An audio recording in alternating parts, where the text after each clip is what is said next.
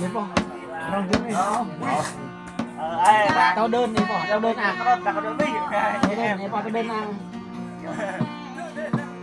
Như ninh đi nên hơn mới thao bố cô to lệ. Hơi. Nào để phèm mà.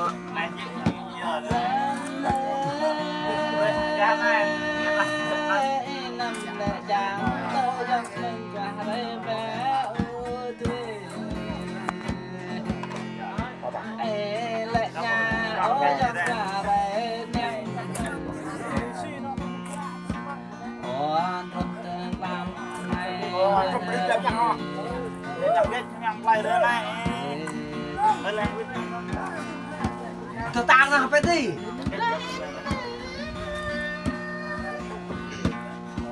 Nào nè.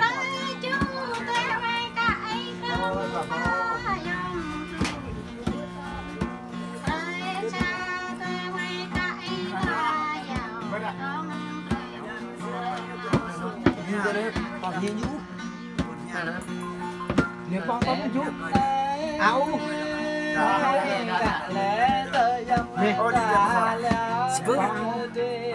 Chị bự, thế này.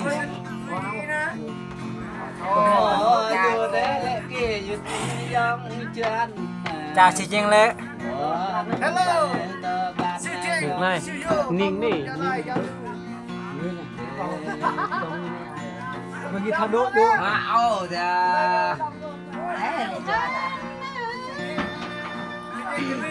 người đang coi là mất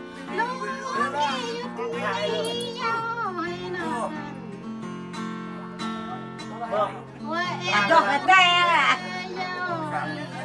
cái gì tôi dương cha rồi cái gì.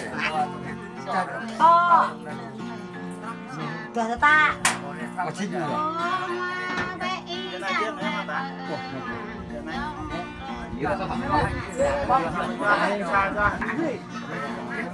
Nào, mà sai mà được ra thì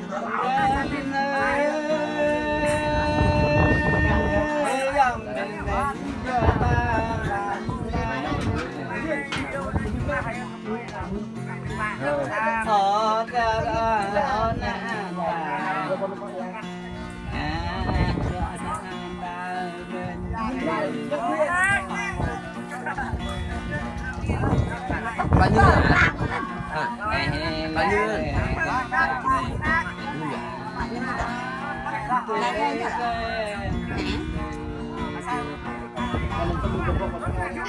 Đâu mà bao nhiêu ăn? Phải cho ta không? là để chơi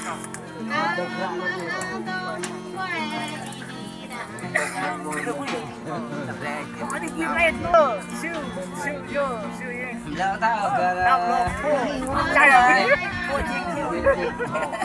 chạy chạy là mẹ làm lên cái gì mẹ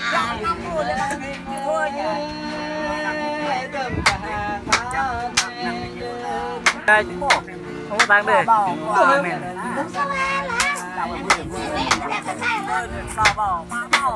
bảo